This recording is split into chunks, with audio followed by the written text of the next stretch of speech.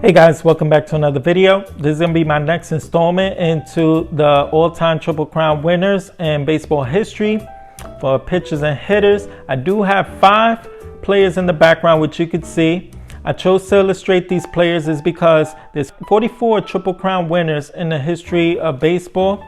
And within those 44, there's only 14 that not only led their league in the Triple Crown, but actually led the whole major league with Triple Crowns. There's 14, and in the background, 5 of those so far are some that I was able to showcase in the past, like in 1945, in which Hal Newhouser won it.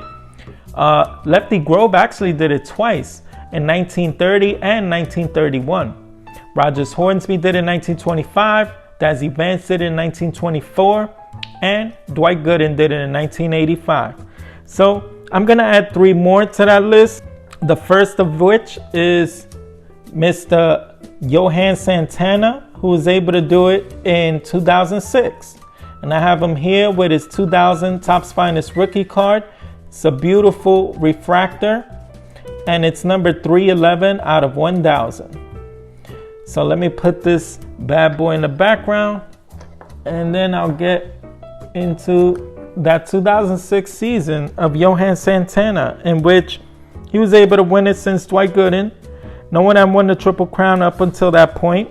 He led the majors with ERA with 2.77, and it happened to be the highest ERA amount for any Triple Crown winner. He led the league in strikeouts with 245, and he ended up tied for wins along with New York Yankee pitcher Chien-Ming Wang, who both won 19 wins that year. And it actually was the only time any Triple Crown winner didn't eclipse 20 wins. Obviously, the league was riddled with steroid users, so it was hard to keep a low ERA and win a lot of games. But there was no mistaking Johan Santana for being one of the most dominant pitchers throughout that time, and his excellence was never mistaken. Next, I have my next player that I want to showcase, and that's Mickey Mantle, who was able to win the Triple Crown in 1956. I have him here with his Topps card, grade 3. Very beautiful example here. Let me put this in the background. So Mickey Mantle was able to win the Triple Crown in the majors, not only the American League, with a 353 average, 52 home runs, and 130 RBIs. It would be considered his breakout season of his career, and he was the only one that was able to win the Triple Crown with more than 50 home runs, and the only Triple Crown winner that did it as a switch hitter. That year, he was also awarded the Hickok Belt, which is only awarded to top American professional athletes in any sport, and he was the one that dominated so much that they gave him that belt that year. Lastly, I'm going to showcase one that won 3 Triple Crowns, but in 1915 he actually led the whole major league in the 3 respective categories, and that's Mr. Grover Cleveland Alexander. And this is his E121 American Caramel card. As you could tell, it's a very nice subject here. And I actually picked this up at the National this year in Chicago. And I was very fortunate to finally come across this card because it eluded me for quite a while.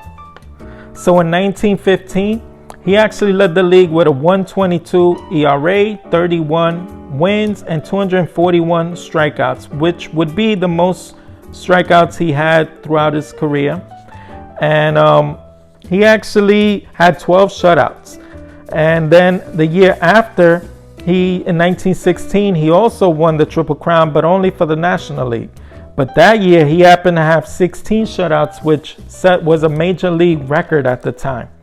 And he had a 155 ERA that year, 33 wins, and 167 strikeouts. Now, after 1917, he was traded, and he actually went off to the war. And unfortunately, due to the war, he suffered a few setbacks. He suffered shell shock, and he had a bomb that went off, like some orange mustard gas that he suffered a lot of issues with, and shrapnel from the bombs going off. He suffered hearing loss, and it actually alluded to him catching epilepsy, but his epilepsy was triggered due to the war. But he actually had something that happened to him in 1909 in late July, playing for the minor league team in Galesburg. He basically was trying to run out from first to second to break up a double play. The shortstop threw and hit him square in the right temple. He was unconscious between 36 to 56 hours. And when he finally awoke, he suffered double vision that lasted from July all the way to the next spring. It was thought that he was never going to pitch again. It suddenly disappeared and he was able to pitch again. The short-term effects was hardly noticeable, but the long-term effects was epilepsy after the war, which was attributed to the last half of his life being a living hell. He turned to alcoholism in order to try and cope with the seizures. At the time, people thought epilepsy was the work of demonic forces, like possession. Thus, he figured it was better to go through life as an alcoholic rather than someone that was possessed by demons. But when he came back from the war, he eventually got his third Triple Crown in 1920. And in 1920, he actually had a record of 191 for an ERA, 27 wins, and 173 strikeouts. So that was his final time that he won the Triple Crown. And actually, it was his final season of dominance. After that, he actually didn't have a great year anymore. He had good years because he didn't have a losing record until the age of 43. And that's what made him so dominant, was that it took all the way till 43 for him to finally have a losing record. That's old Pete, Grover Cleveland Alexander, and those are three more. That's 8 in total that I have that led the whole major leagues for the Triple Crown. And now it's time to check off some names off the list. So I have Grover Cleveland, Pete Alexander right there. Let's check that one off. And I got Johan Santana right up there. Check that one off. And Mickey Mantle. Check that one off.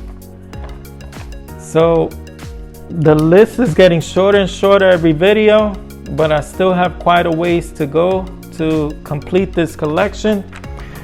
I hope you enjoyed the video. Join me on the next one, as I have a few more I need to check off. I just need to make the video an update.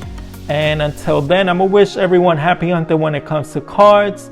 I want everyone to stay safe and be blessed, and I will see you on the next one. Bye.